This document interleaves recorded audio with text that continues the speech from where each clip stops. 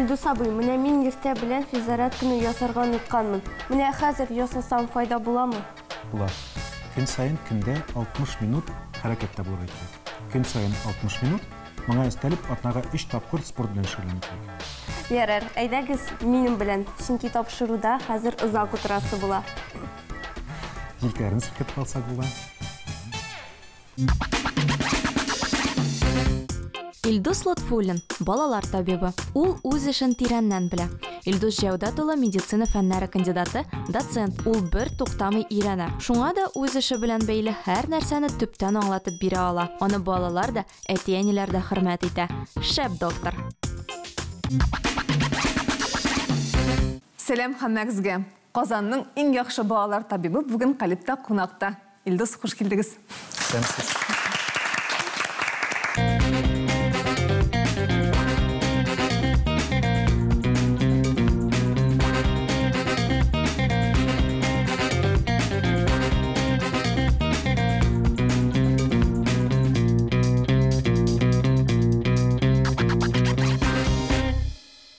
Салкын дию дигән нәрсә ул чынлапта юк.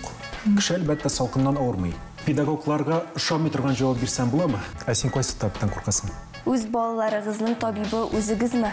Әгәр дә бала ниндидер баллы эчемлек эчә икән, аның шулай ук менә шушы авыртуы әзәя, операция, әмәлият.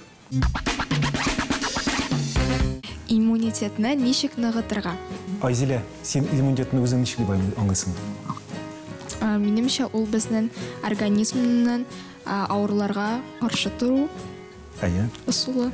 Дөрес әйтәсең, чынлапта шулай, ләкин ул авыруларга каршы гына түгел, ул кешенең тәне эчендә була торган хаталарга каршы да эшли. Мәсәлән, безнең тән эчендә көн сайын күпмедер күләмдә онкологик күзәнәкләр килеп чыга. Шушы күзәнәкләрне иммун системасы юкка чыгара. Шулай итеп, иммун системасы ул безнең тәнне контрольдә тота. Инфекцияләргә каршы гына көрәшми, ул безнең тәнне контрольдә тотып тора. Иммун системасы дөрес эшләмәгәндә, әгәр дә иммун системасы төшеп китсә, кешенең тәне инфекцияләргә каршы ниндидер саклаусыз булып кала инде, бит каршы тора алмый, инфекцияләргә каршы тора алмый. Ләкин әгәр дә иммунитет киресенчә бик каты көчле булып китсә, ул да әйбәт әйбер түгел. Иммунитет ул кешенең бик каты дошманы да булырга мөмкин. Шулай итеп, иммунитетны күтәрикме дигән сорауга җавап, аның бик көчле булуы да әйбәт түгел дигән җавап бирергә була. Шулай итеп, әгәр дә синең нидер көчле, начар, зыянлы авыруларың юк икән, син еш авырыйсың, мәсәлән, авырулар бұрын калып тора, ләкин ул авырулар нидер зәһәр көчле формада үтми икән, иммунитетка калмавың иң әйбәт. Иммунитетның начар булуы начар, иммунитетның зәгыйфь булуы начар, ләкин иммунитетның чыгырыннан чыгып артык көчле булуы да әйбәт нәрсә түгел. Шулай итеп, иммунитетны ничек күтәрим дигән сорауга җавап, иммунитетны күтәрергә кирәкме соң сиңа дигән каршы җавап. Күпчелек очракта кешеләр үзләренең иммунитетларын түбән дип уйлаганда, ул чынлыкта түбән түгел. Еш итеп маңкалау, еш итеп ниндидер авыр булмаган авырулар белән авыру, ул синең иммунитетның начар булуына күрсәтми. Аны кайдан белергә алайса иммунитетны? Юк, менә барыбер, менә әйттегез, ул онкологик күзәнәкләр барлыкка килә, аларны юкка чыгара. Нәрсә юкка чыгарасың аларны? Нәрсә эшлисең? Дир күзәнәкләр ул нинди? Иммунитет ул берничә кан эчендә була торган аерым бер шундый специализированный специаль күзәнәкләрдә оешкан, шулардан тора. Һәм менә шушы канда, безнең канда була торган күзәнәкләр, алар шушы иммун функцияны башкара. Аларны күзәтеп буласызмы? Аларны күзәтеп була, аларны тикшерә торган төрле анализлар бар. Синең иммунитетың нинди дәрәҗәдә эшләгәнен күзәтә торган анализлар бар. Ләкин һәр вакыт иммунитетны менә көчәйтеп тору ул зыянсыз нәрсә түгел. Безнең педиатриядә иң начар була торган авырулар кайчакта шушы иммунитетның киресенчә көчле булуыннан тора. Иммунитет көчле булу дигән сүз нәрсә соң? Артык күп витаминнар ашау дигән сүз нәрсә ул? Юк, ул иммунитет аны нәрсә белән чагыштырырга була? Иммунитетны аны компьютер белән чагыштырырга була. Ул шундый бер кибернетик система дип әйтергә була аны. Мәсәлән, шушы компьютерның программасында ниндидер бер хата барлыкка килгән икән, иммунитет сиңа каршы эшли башлый. Без моны аутоиммун авыру дип әйтәбез. Ул аутоиммун авырулар, алар бер дә әйбәт түгел. Алар кайчакта иммунитет түбән булганда килеп чыга торган авыруларга караганда әле начаррак та. Шуңа күрә, әблай иммунитетның җитешсезлеге белән бәйле берничә галәмәт бар, признак бар. Ләкин күпчелек очракта кешеләр үзләренең иммунитеты түбән дип уйлаганда була торган признаклар шушы признаклар арасына керми. Мәсәлән, иммунитетың көчсез булганда, начар булганда сиңа нәрсә була дип уйлыйсың син? Еш авырулар. Еш авырулар күпчелек очракта иммунитет белән бәйле түгел.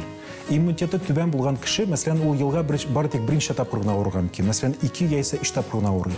Ләкин аның авырган авырулары типик булмаган формада үтә.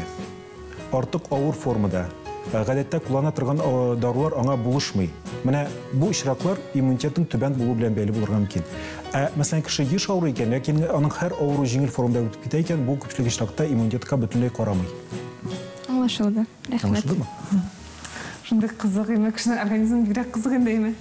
Кешенең организмы кызык, искиткеч гаҗәеп һәм шушы организмда бара торган процесслар, алар табибларны һәрвакыт гаҗәпләндерә. Безгә ул бик менә мотор булып күренә. Без коллегалар бер-беребезгә бер-беребез белән сөйләшкәндә булай дибез. Менә карале нинди мотор артрит. Карале нинди мотор үзгәрешләр. Алар чынлыкта бер дә мотор түгел инде. Алар кешегә дә зыянлы. Алар булай эстетик яктан да бик мотор түгел. Ләкин менә кешенең ничек организмы ничек эшләве, ничек оешканы, ул табиблар өчен һәрвакыт бик мотор кебек күренә. Үзе бер сәнгать име? Сәнгать кебек яшьнәтә. Менә аннан соң иммунитет дигәннән без әйтәбез, гадәттә күп нәрсәгә нормаль теге табибка да барып тормыйсың инде әйтәләр. Салкын тигәндер дип инде, салкын тию. Менә салкын тию. Бармы ул салкын тию? Нәрсә ул салкын тию? Салкын тию дигән нәрсә ул чынлап та юк. Салкын тию ул гадәттәге халык телендә орвиның бер синонимы булып кына калган. Кеше әлбәттә салкыннан авырмый. Күпчелек очракта киресенчә идә салкынча һава булу, күп итеп урамда йөрү, ул киресенчә кешенең иммунитетын дип әйтик ныгыта. Киресенчә кеше сирәгрәк авырый башлый. Салкыннан куркырга кирәк түгел. Кыш көне еш авыру ул нәрсә белән бәйле. Кешеләр күбрәк ябык биналарда вакытын үткәрә, һаваны әзрәк җилләтәләр, ничектер теге бер-беренә якынрак була башлыйлар, әйме? Шуның белән бәйле күбрәк. Әлбәттә чиктән тыш чыгып туңу, ул ниндидер бер авыруларны башлатып җибәргән мөмкин. Ләкин кыш көне ОРВИ кебек авыруларның күп булуы ул салкын белән турыдан-туры бәйле түгел. Шуңа күрә салкын тию ул теге ОРВИның бер синоним булып калган, ләкин чынлыкта салкын белән бәйле түгел. Күпчелек очракта без салкын тию дип әйтә торган нәрсәләр, алар барыбер ниндидер бер вирус, ниндидер бер инфекция белән бәйле. Ойса салкынга үпкәләтмәскә кирәк. Һәм салкын тию дип әйтеп, салкынга тибик. Менә мин үземне начар хис итәм ди.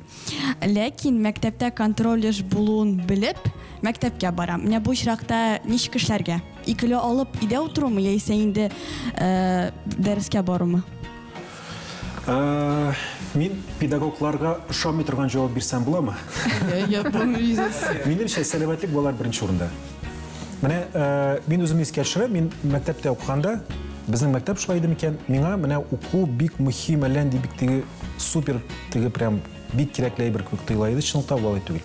Сезнең әлбәттә мин укырга кирәкми дип әйтә алмыйм. Алай дип әйтмим, әлбәттә укырга кирәк.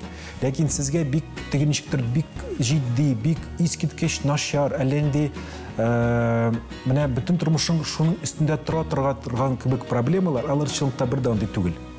Кайчакта сәламәтлек иң мөһиме. Шуңа күрә, әгәр дә син үзең начар хис итәсең икән, контрольныйга бармыйсың, икеле аласың да, сәламәт булып каласың. Кыска җавап шулай, озын җавап булай. Сез үзегезнең мәктәп белән бәйле проблемаларны бик зур дип карарга тиеш түгел. Кайчакта бит мәктәптә, минемчә, ул мәктәп алай булырга тиеш түгел. Мәктәп ул баланың ничектер теге үзәгенә керергә тиеш түгел. Аны ничектер теге үзен шул кадәр теге корбан итүгә илтеп җиткергә тиеш түгел. Мәктәп ул мәктәп кенә. Сез күпмедер вакыт үткәч, сезнең мәктәптә ничәлегә укуыгызны бер кеше сорамаячак та. Менә мин мәктәпне алтын микән, көмеш микән, дәсен әйткәндә мин хәзер хәтерләмим дә, мин алтын медальгә бетердем мәктәпне, көмеш медальгәме.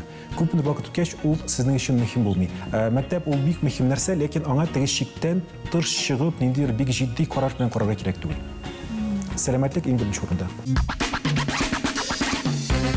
Бик кызык сорау монда. Үз балаларыгызның табибы үзегезме? Үз балаларымның табибы кызганычка каршы үзем дип әйтергә була. Үз балаларының табибы булу бик дөрес нәрсә түгел. Үз якын кешеләрнең табибы булу ул бик әйбәт нәрсә түгел, чөнки синең якын кешеләреңә карашың дөрес түгел. Син үз якын кешене дөрес бәяләмисең. сен аны киресенчә ул каты ауырганда каты ауырмый дип аңлыйсың, һәм киресенчә ул җиңел ауырганда аның ауыруын дөрес бәяләмичә хәлләр бөтенләй начар, мөшкил дип уйлап, киресенчә кирәк булмаган агрессив дарулар кулланасың һәм диагностик методлар кулланасың. Шуның өчен үзеңнең якын кешеләреңә табиб булу ул бер яктан дөрес түгел. Әлбәттә, күпчелек очракта балаларым авырый калса, мин аларны үзем дәвалыйм. Ләкин әгәр дә ниндидер бер әгәр дә шигым тугай икән, әз генә булса да, мин үземнең теге элек җибәргән хаталарны искә төшереп, коллегаларга мөрәҗәгать итәргә тырышам, чөнки үземнең үз баламның табиб булу ул 100% сәбәп түгел. Күп еллар элек булган авыру булды бер кызымның. Минем 3 кызым бар. Аңа диагнозны 5-нче көндә куя алдык. Үзем куйдым дип әйтергә була. Үзем куйдым. Ләкин әгәр дә миңа ярдәмгә өлкәнрәк һәм тәҗрибәлерәк коллегаларны чакырган булсам, бәлки диагноз иртәрәк куелган булыр иде. Табиблардан курыккан кешеләргә нишләргә һәм ничек аны җиңәргә була? Ә син кайсы табибтан куркасың? Стоматолог. Стоматолог. Әйе.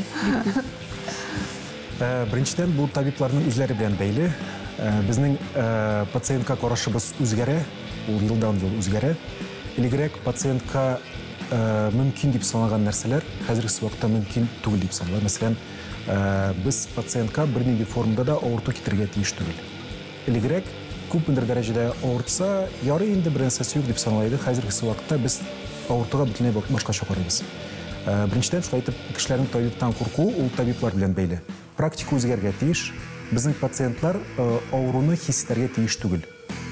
Әгәр дә синең пациентың авыртуны хис итә икән, димәк синең практикаң тулысынча дөрес, тулысынча төгәл түгел. Кайчакта әлбәттә авыртуны тулысынча җиңеп булмый. Ул вакытта безнең бер башка методлар кулланырга тиеш. Мәсәлән, балаларның каннарын алганда, бармактан кан алганда. Ой, мин яратмаганым бармактан. Әйе, ул чынлыкта бит аның авыртуы зур түгел, әйме? Зур түгел, әмма нигәдер бер яктан иш барга була. Юкны уйлап чыгарма, кыланма, әйдә менә булай гына алабыз, әзрәк кенә авырту чыдарсын. Ләкин булай дип әйтү дөрес түгел. Бүгенгесе заманча медицинаның карашы менә бу проблемага да башкача, әйме? Балаларның каннарын алганда, мәсәлән, нинди фәнни яктан исбатланган, менә шушы бәләкәй генә булса да пациент өчен бар бик мөһим булган авыртуны ничек басырга.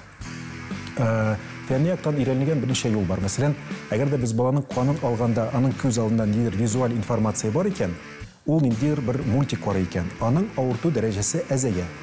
Шуннан чыгып, мәсәлән, кайсы бер клиникаларда, мин ДРКда бар дип ишеткәнем бар, баланың канын алганда башына шлем китерәләр. Ул виртуаль реальностька чумып киткәч, аның авыртуы әзәя.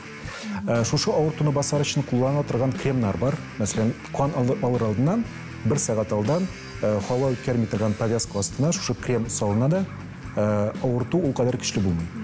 Кан алганда, шушы моментта, кан алган вакытта, әгәр дә бала ниндидер баллы эчемлек эчә икән, аның шулай ук менә шушы авыртуы әзәя. Ул авыртуны әзрәк хис итә. Шулай итеп, безнең практика үзгәрергә тиеш.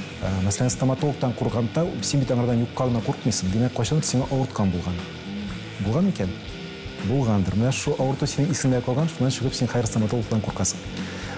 Икенчедән, стоматолог ул сиңа ниндидер куркыныч кеше булмасын өчен, син стоматологка йөрүне ниндидер авыртмый торган манипуляциялар башларга мөмкин.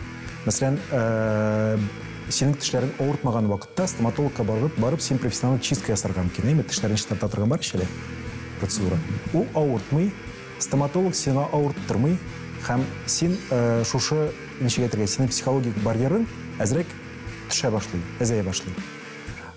Әблай, гомумән алганда, бу ике яклы бер үзгәреш булырга тиеш, синең үзеңне дә табибларга карашың үзгәргә тиеш, һәм табибларга сиңа карата практикада үзгәргә тиеш, алар сиңа ниндидер авырта торган методлар кулланырга тиеш түгел. Тагын бер ягы бар, табиблардан куркуның авырту белән түгел, психологик курку белән бәйле. Кайчакта кызганычка каршы без бөтенбез дә кеше, кайчакта кеше үзенең проблемалары бар булуын беләсе килми. Башымны кымга тыгып, белмичә торыйм дип ничектер теге шул куркуда булырга мөмкин. Ул вакытта ансы кайчакта да бик көчле була, ул вакытта кешегә якын кешеләр хистәргә, якын кешеләр ярдәм итәргә тиеш. Илдус, сез татар теле лицейсында укыдыгызмы? Әйе. 2000 елда тамамладым. Алайса, һәм сез Төркиядә дә яшь буласыз дип аңладым мин. Төркиядә дә яшим, әйе. Алайса сізге бұл берем бик жеңіл болар енді. Шулай ма? Мында сүзлер, олар көбірек медицина білән бәйленді. Бұлар сүзлер хамаларына түркшеге тәржеме етіп қарағыз әлі. Етіп қарағыз. Қойсын алсаң да бұла ма? Бүтін үсінде алып шығығыз енді біз. Бүтін үсінде? Қарайбыз, нешік барыр? Эритроцит. Бик ұшады менаны білмедірейм өзім, әмі бұл сөзі менаны бик ұшады түркше нешік яңғырауға. Эритроцит, қырмызы қан хүжілесі değil mi? Білмейм, бәлкі енді варианты бардыр, әмі мен оқығаны, мен медицина сөзлігінде ал ювар. Ал түстегі ювар түге шар деген кібік. Шыны мақсат деп тәжім еткендер, білімше? Мен ішкен вариант қырмызы қан хүжілесі. Алайда бар. Қызыл қан күзенеге. Қырмызы қан хүжілесі. Ансыдам отыр. Болмады. Мені білдігіз, мен ашынысы ол бет түрік тілінде яңғырай. Біз татарша эритроцит деп етеміз бет. Татарша біріншіктен тәржіме етмейбіз. Шынысы қызық. Андай бар, вариант бар. Алам ма? Табиб. Табиб деп айтады. Доктор деп айтылар. Хеким деп айтылар. Диш хекими мәселе емес. Диш хекими, хеким деген сөз ол бүтін табибларға қолданылмай. Қай шақта табибларға хожам деп айтылар. Оқытушыларға һәм табибларға хожам деп индашы бар. Көпшілік шақта доктор деген сөз қолданылады, хеким деген сөз де бар. Білесіз екенсіз. Дәуім етеміз ме? Сізге қотлаулырақ сөздер оласы болғаннан олар да қотлаулы әлі. Сүйек. Кемик.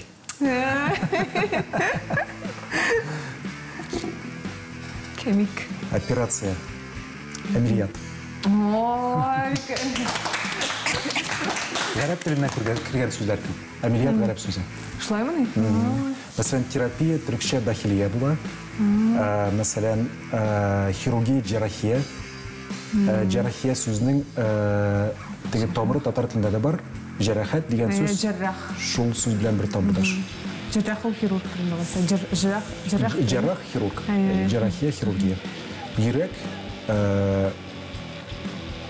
қарай шығып ішті баштан. Қара біздің тапшырының есімі дейді ол. Йөрәк. Біздің тапшырының есімі. Бүтін сала бітірген қалай бек жеңіл бұл қашылайса. Аш қазаны миде. Инфекция лектіріп нені құсыны, мәселен ротавирусный инфекцияны, олар миде үшіту, миден үшіту дейді. Міне гілмея қызық, неге үшіті солқын тедіру деген кібіге ме? Міне бізден іште солқын тедіру бәтілер оларды ашылады. Миден үшіту дейсәлер, кіші инфекция лектіріп құса деген сөз. Аңлашылды қазір. Нерв, сыныр. Сынырлы олдым дейлер. Сенерлендім. Сынырлы олдым. Ауру, хасталық. Хаста. Хасталаны. Тағы неке қалды. Дару. Дару. Нешік бұл әлі дару. Илач. Рахат. Бір тілден деке тілге тезіне құшу жеңіл түгіл. Ашықы ярдам ажил. Ажил. Амбуланс çağırıyoruz. Амбуланс ол да бар сөз. Ажил деп құшын.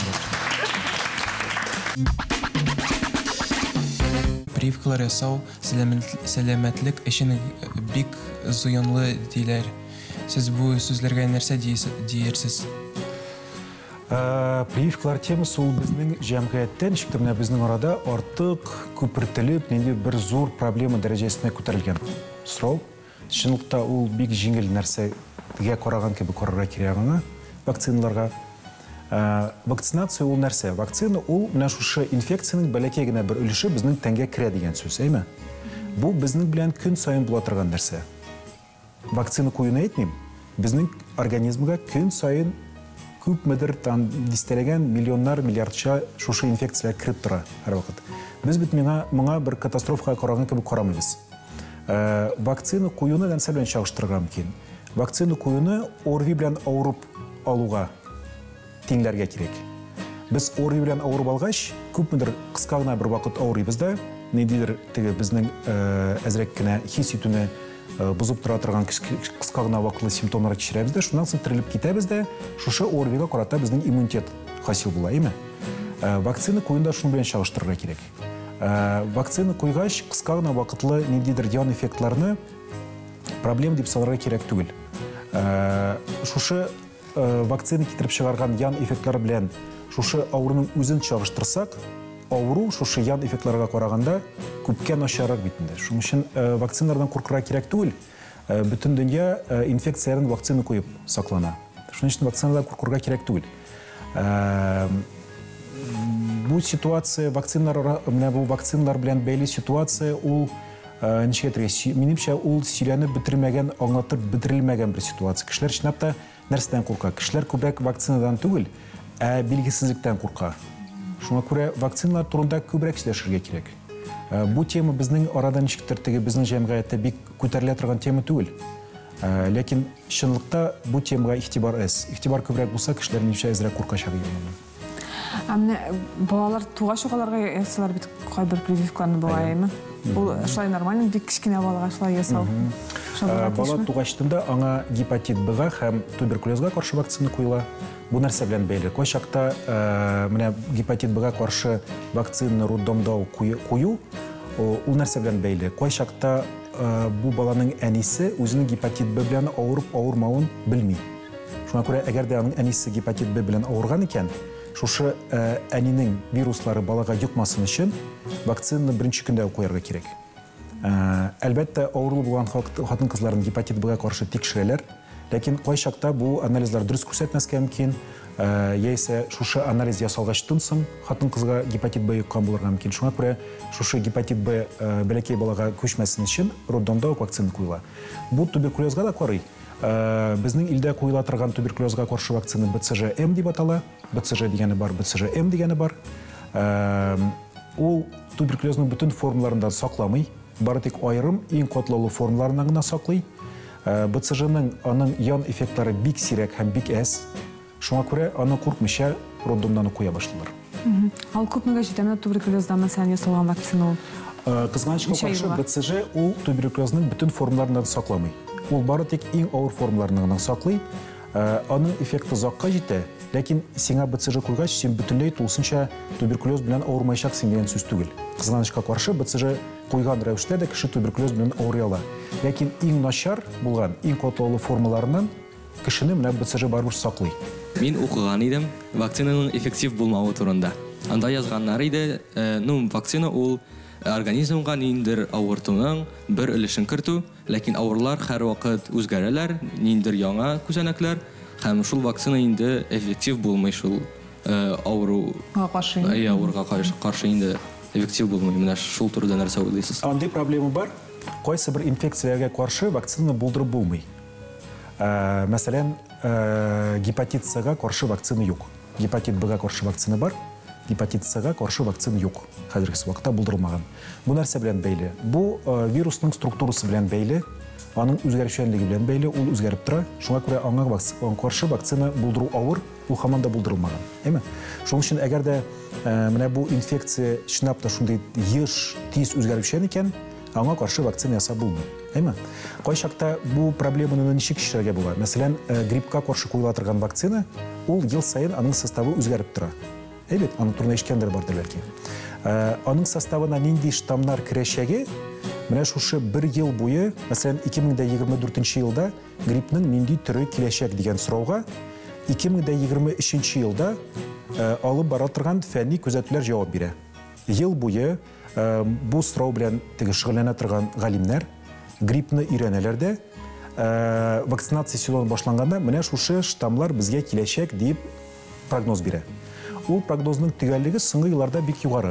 Соңгы 10-12 ел эчендә бу прогноз бер тапкыр да ялгыш булмады. Менә вакциналарга нинди штамнар керттеләр, һәр ел сайын шушы прогноз исбатланып тора. Андый юлы да бар. Һәм тагын бер нәрсәне күз алдына тотырга кирәк, вакцина ул тылсымлы нәрсә түгел.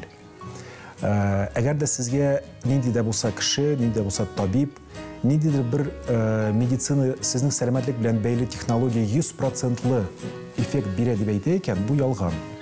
Медицинада 100% эффектив технологиялар була алмый. Чөнки бу тылсым түгел. Медицинада 100% ул 95% дип санала. Әгәр дә без менә сиңа 100% булыша дип әйтәбез икән, Biz 95%-дан да әс түгел деген сүзне көз алдында тұтабыз. Шуңа күрә кайчакта кызганычка каршы вакцина эффектив булмый, ләкин бу вакцина куймаска деген сүз түгел. Грипптан ничек сакланырга? Грипптан Беренчедән, Ильяс, грипп белән ОРВИны бутарга кирәк түгел. Әйме? Син грипп белән ауырган бармы? Юк бугай. Бәлки бардыр, бәлки юктыр, хәтерләмим. ОРВИ белән ауырганың бардыр, әйме? Бар бугай. Бар әлбәттә. Грипп ул бөтенләй башка нәрсә. Грипп ул ОРВИның бер төре дип саналса да, ул ОРВИдан баягын айырылып тора. Грипп булганда температура бик югарыга менә, 39-га 40-га менә. Грипп булганда кешене ныгытып ишетә, куллар, аяклары дерелдәп, менә кеше туңа башлый. Тән авырта, тән сызлый, буыннар сызлый, арка сызлый, баш авырта, күзгә ут керә башлый. Русча света боязнь дип әйтәбез. Күзгә ут керә башлый. Һәм кайчакта грипп ул ОРВИ симптомнарсыз гына үтә. Грипп булганда кеше кайчакта йөткермий дә, төшкермий дә, борыннан маңкалар да акмый, маңкаламый да. Грипп кайчакта менә шундый югары температура белән башка симптомнарсыз гына үтәргә мөмкин. Ул ОРВИ түгел. Грипп ул ОРВИ дип саналса да, ул ОРВИның аерым бер төре. Шуңа күрә кайчакта кешеләр менә мин грипп белән авырдым дип әйтәләр, чынлыкта алар бары тик ОРВИ белән генә авырыйлар. Грипп ул гади ОРВИга караганда күпкә ныграк, зәһәррәк, начаррак үтә торган бер авыру. Менә беренчедән шуны әйтергә кирәк. Икенчедән, әгәр дә без гриппка каршы көрәшү турында сөйләшәбез икән, аның төп юлы ул вакцинация.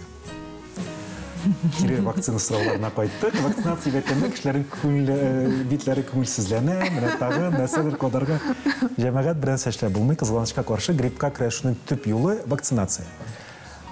Кодамыйсыз. Кодырга кирәк. Кодырга кирәк. Грипп ул ничек әйтергә? Ул күпмедер дәрәҗәдә лотерея. Әлбәттә, күпчелек очракта грипп ул җиңел формада үтеп китә. Күпмедер берничә көн җафаланасың да, күпмедер берничә көн температура белән ятасың да, аннары терелеп, теге аякка басасың кире. Ләкин аның кайчакта нидер теге прогнозлап булмый торган бер рәвештә авыр формаларда була. Кеше тулысынча сәламәт. Аның нидер аерым бер сәламәтлек белән проблемалары юк. Ул ничек әйтергә? Без аңардан нидер начар теге авырулар көтмибез. Ләкин нәшү кеше грипп белән авырып китеп сәламәтлеген югалта. Ул теге русская рулетка дип әйтәләр ишеле. Кайсы бер очракта ул начар авыр осложнениеләргә китерә. Мәсәлән, доктор Хаус эшли торган клиника бар ишеле. Ул клиника чынлыкта бар, ул сериалдагыдан түгел, ул чынлап та Америкада бар. Ул дөньяның иң бәт эшли торган шундый бер клиникалар булып санала. Менә шушы Джон Хопкинс больницасы берничә ел элек синең ничек әйтергә список долголетия, узак еллар буе яшисең килә икән, менә син нәрсә эшләргә тиеш дигән пунктлар чыгарды, әйме? Анда 10 пункт бар. Әлбәттә, беренче урында тәмәке тартмаска, икенче урында дөрес тукланырга, өченче урында арак эчмәскә, дүртенче урында физкультура белән шөгыльләнергә һәм башкасы. Һәм шунда мин дөрес хәтерләсәм, 7-нче, 8-нче урында ел сайын гриппка каршы вакцина кую тора. Бу нәрсә белән бәйле. Чөнки тагын бер кабатлап әйтәм, грипп ул берни дәрәҗәдә лотерея. Син тулысынча үзеңне сәламәт дип саныйсың, синең барысы да әйбәт, синең дир авыруларың юк, син аракы да эчмисең, тәмәке дә тартмыйсың, синең барысы да әйбәт, ләкин син грипп белән авырып китеп, сәламәтлегеңне югалтасың. Әгәр дә кеше грипп эләктергән икән, прививка булмыйча грипп эләктергән икән, гриппка каршы кулланыла торган дарулар бар, ләкин ул дарулар алар зыянсыз дару түгел. Беренчедән гриппка каршы кулланыла торган эшләми торган дарулар күп. Әлбәттә, без монда аларга исемнәрен әйтергә тиеш түгелдер дә, әйме? Ләкин аптекаларда гриппка каршы булыша, менә ОРВИга каршы булыша дип санала торган даруларның күпчелеге плацебо. Плацебо пустышка дигән сүз. Син аларны эчкәндә, әгәр синең хәлең әйбәтләнә икән, бу бары тик син моңарга ышанганнан гына тора дигән сүз, әйме? Плацебо. Син бары тик үзеңне генә ышандырасың. Аны ничек билгеләргә була? Мәсәлән, ОРВИ белән авырып киткән 1000 баланы алабыз, 1000 баланы. Аның яртысын ниндидер противирусный санала торган дарулар белән дәвалыйбыз. Икенче яртысына 500-не. Шушы противирусный даруга бик каты ышаган һәм теге тышкы кыяфәте белән, тәме белән, исе белән, упаковкасы белән аерылмый торган пустышка бирәбез. Минем андый фәнни эзләнүдә катнашканым бар һәм кеше үзенең нәрсә эчкәнен белми. Ул теге шушы дару эчәме, ул пустышка эчәме, ул анысын үзе белми. Һәм иң мөһиме, аны давалый тұрған табиб та білмей мұны. Аңладыңыз ма? Мындай фәнни изләнүләр двойное, слепое, плацебо, контролируемое, рандомизированное исследование деп атала. Кеше үзенең нәрсә эчкәнен белми, табиб пациентның нәрсә белән дәвалаганын белми, һәм бу пациентның bütün параметрлары көн сайын бик җентекләп язылып бара. Қан басымы, температурасы, анализлары, нәрсәгә теге нинди жалобалары бар икәнлеге, ничә сәгать йиткерде, ничә төннә белән уянып йиткердеме, йиткермәдеме, күзләре кызылмы, юкмы, бөтенесе язылып бара. Әйме? Һәм күпмедер вакыт үткәч, бу фәнни изләнү тәмамлана, һәм менә шушы дару эчкән һәм дару урынына үзе белмичә плацебо эчкән кешеләрне без бер-берсе белән чагыштырабыз. Расслепление дип атала. Табиб та, пациент та үзенең нәрсә эчкәнен белә. Күпмедер вакыт үткәч кенә, әйме? Һәм күпчелек менә шушы противовирусный дип атала торган даруларны менә шундый бик җентекле, бик җитди фәнни изләнүләр аша үткәрсәк, шушы ике группаның бер-берсеннән аерылмавын күрәбез. Кеше противовирусный дип санала торган дару эчәме, шушы противовирусный даруга ошаган су эчәме, барыбер ул 3-4 көннән соң сәламәтләнә. Андай фәнни изләнүләрдә катнашканда шундый кызык булды, ул дару Германиядан кайтты. Һәм кешеләр көн сайын көндәлек алып барды. Менә мин бүген шундый дип хис итәм үземне. Нәрсә тели шундый язылыр көндәлектә, әйме? Һәм кайсы бер плацебо эчкән кешеләр ул көндәлектә нәрсә генә язмадылар. Шундый булышты. Менә сезгә рәхмәт. Германиянең үзеннән кайткан дару эчердегез. Без сезгә су гына эчердек. Һәм менә мондый фәнни изләнүләргә таянып эшли торган медицина ул избатлы медицина дип атала. Шуңа күрә нәрсә эчәргә ярыйласа? Юк инде. Күп итеп су эчәргә. Лимонлы чәй эчәргә. Кызганычка каршы, гриппка каршы эшли торган дарулар бар алар. Ләкин аларның ян эффектлары көчле, побочный эффекты сильный. Мәсәлән, үткән елны минем үземнең практикада бер баланың гриппка каршы эшли торган плацебо түгел, чынлап гриппка каршы эшли торган бер дару эчкәч, ашказаннан кан ага башлады. Шуңа күрә бу дарулар бер яктан гриппны дәвалый, икенче яктан аларның ян эффектлары гриппка караганда күпкә зыянлырак. Хәзер теге вакциналардан медицина арасына китеп, шундый бирем түгел инде, тегеме булмы дип атыйбыз инде без моны. Монда сезгә ике сүздән сөйләргә кирәк була, кайсы сезгә якынрак? Сүзләр төркчә, бурычча, татарча. Юк, сүзләр дип монда инде төшенчәләр дим, нәрсә, шул Америкамы, Европамы мәсәлән? Америка. Санда булдыгыз, әйме, барып кайтасыз. Яшелме, зәңгәрме? Яшел. Комедиямы, трагедиямы? Комедия. Трагедия. Сізге театрларға үйресіз деп көрдім, әйме?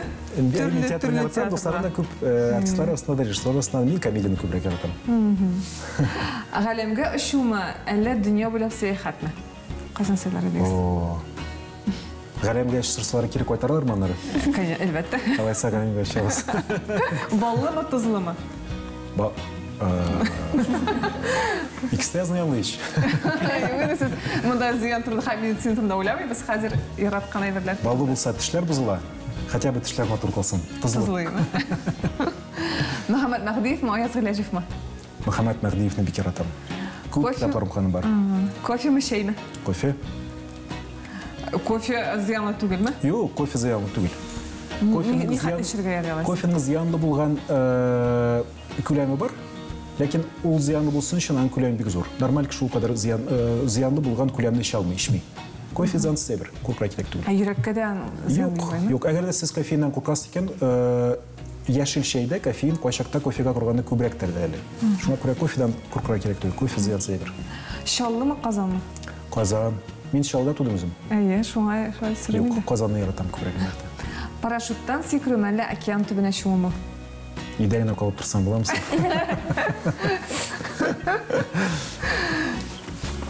Парашюттан сикергә дип барганым бар. Кыймыйча өйгә киреп кайтып киткәнем бар. Мин ничектер теге үлем очраклары белән, начар очраклар белән очрашкан булганга күрә, күз алдында булгач. Әйе, ул экстремаль әйберләр мине бик кызыксындырмый. Ну, океан төбенә Океан төбенә шумармын, наверное, bilmiyorum. Диңгез ми, тау ма? Диңгез. Диңгез. Ярату ма, яратылу ма? Ярату ма, яратылу ма? Алар капма Кайсы мөһимрәк? Менә менә мәсәлән үзегез бик мәсәлән яратасыз ди. Әле сезне бик каты яратулар әйбәтрәк ничек?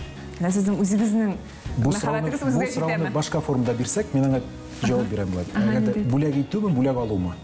Ярый, бүләк итү. Бүләк итү. Бүләк итүне күбрәк яратам. Иртә турумы, соң ятумы? Иртә туру.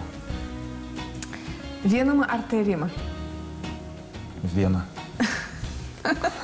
Интервью бирүме, әллә төнге дежурствомы?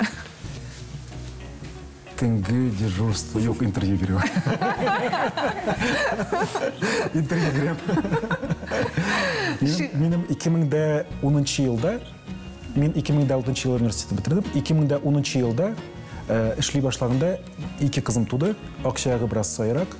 Бер 4-5 ай айына 15-шәр дежурство алган вакытым бар иде.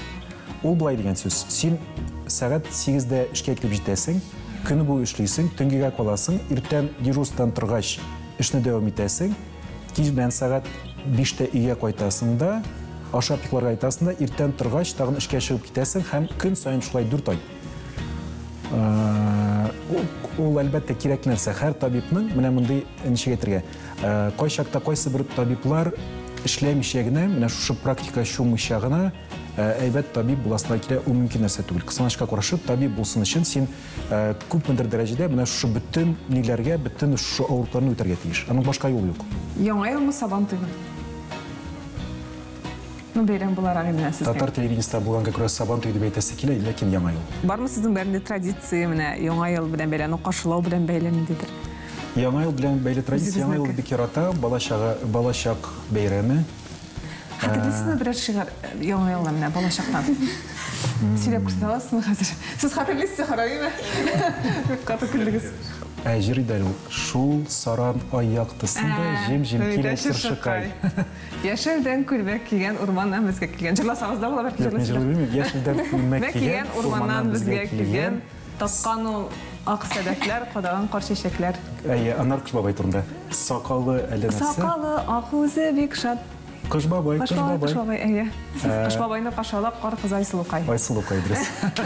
Анар өченче куплеты бар. Шыршыкай өченчесе. Ай, шыршыкай да бар. Шул саран аяктысында җем-җем килә шыршыкай. О, шул балаша эскә чыгып китте. Шул җырдан. Шул матур җырлар иде. Әйе, бар нидер традиция бәлки сезнең гаиләдә кашалау буенча.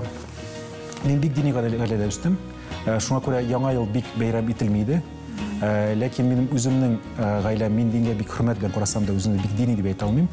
Минем гаиләм шулай дингә хөрмәт белән караса да, без бик дини гаилә түгел. Шуңа күрә без яңа елны тәбрик итәбез. Нинди традиция бар иде? Әти һәр вакыт эштә булганга күрә, яңа елга куела торган чыршы 31 декабрьнең кичендә генә булна иде. Чөнки аңа кадәр аларга вакыт юк иде. Шуңа күрә ул аерым традиция булып калды. Иң менә шушы чыршы базарлары ябылып биткәндә килеп чыршы ала идек.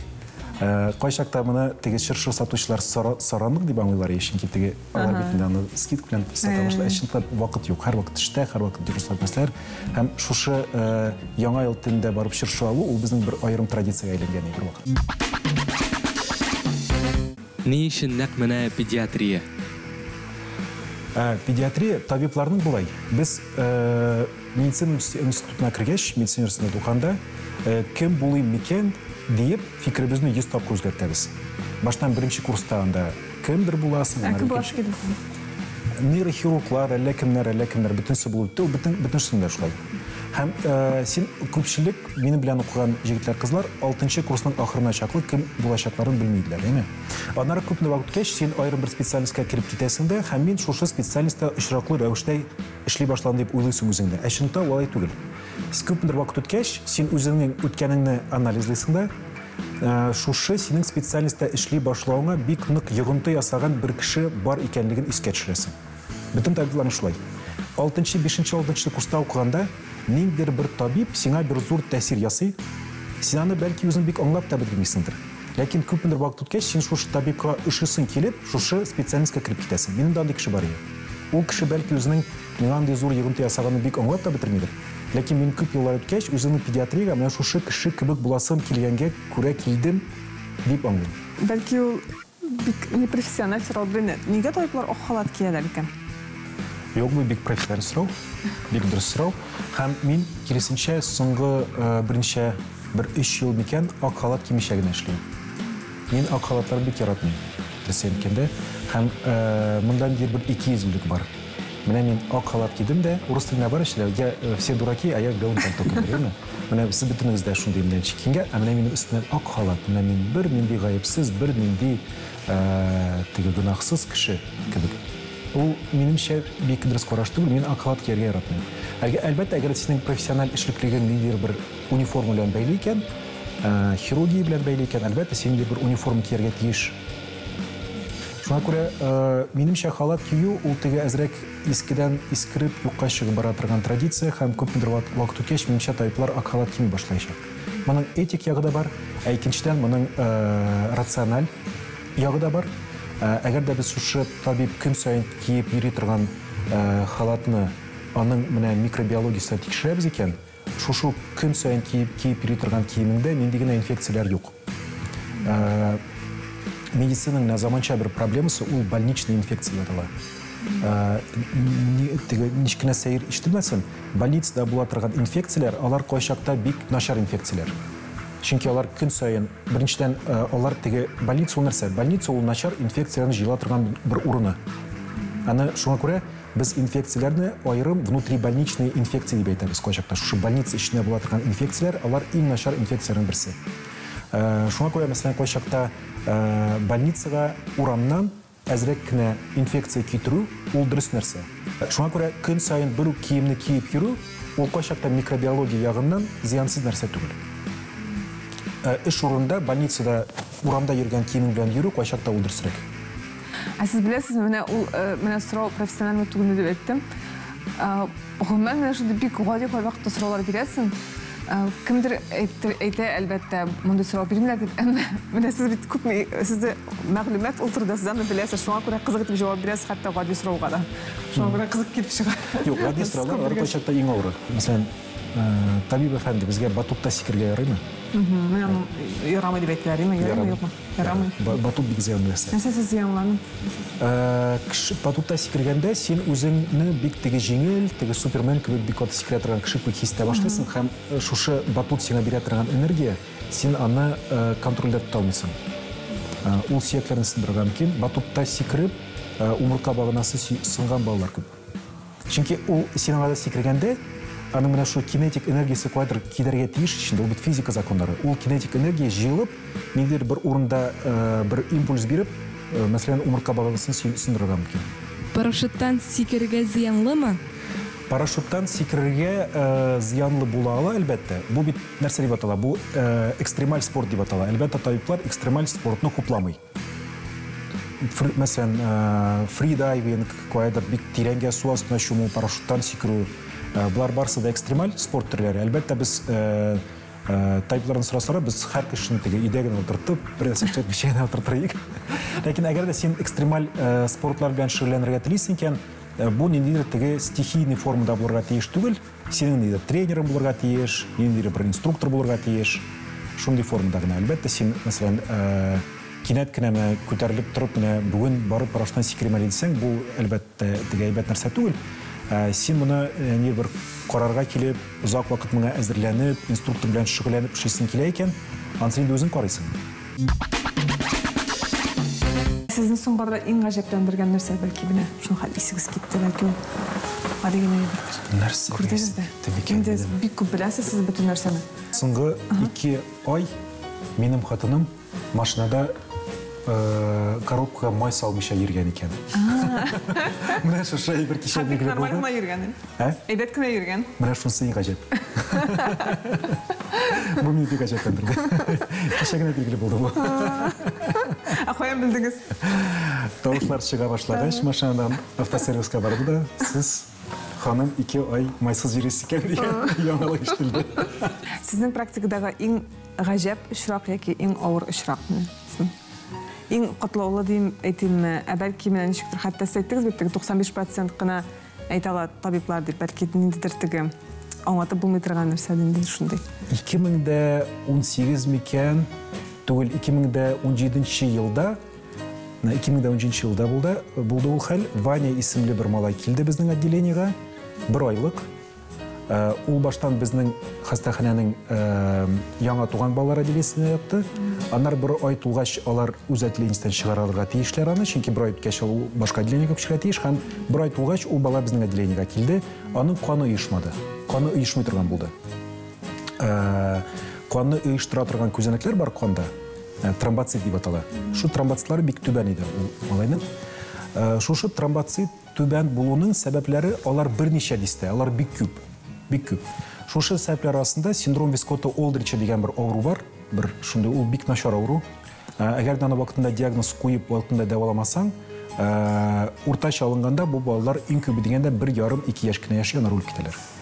Ул бик зәһәр, бик начар авыру һәм бик сирәктә. Шушы бу баланың нинди авыру бар микән дип уйлап утырган, эшләптер минем шушы синдром Вискотта-Олдрича күз алдыма килде. Ул диагнозны кую бик авыр. Аны кую өчен Мәскәүгә канны генетика җибәрергә кирәк. Булай дип әйтим, җиңләштереп. Ул диагнозны кую да авыр, дәвалау да авыр, һәм ул бик сирәк диагноз. Аны Казанда кем дәвалый, кем диагноз куя дигән сорауга җавап та юк. Ул теге шундый бер катлаулы аермачрак. Ләкин шушы Ваняның күрәсен гомере бик озын булырга тиеш булган, бөтен юллар ачылып торды. Мин интернетка кирип, Мәскәүдә кан авырулар белән эшли торган иң югары институт бар. Шушы институтның бер бүлегендә пересадка костного мозга ясала. Шушы пересадка костного мозга ясый торган бик югары бөтен дөньяда билгеле дәрәҗәле бер кеше бар. Мин интернетка кирип, шушы кеше белән сөйләшеп булмас микән дип, телефон, фамилия, имя, отчество язып куйдым, аның телефоны чыкты. Үзем телефоннан җыйдым да ул трубканы алды шул минутта.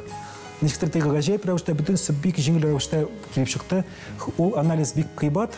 Ул анализны бирү өчен 80-90 мең сум акча кирәк.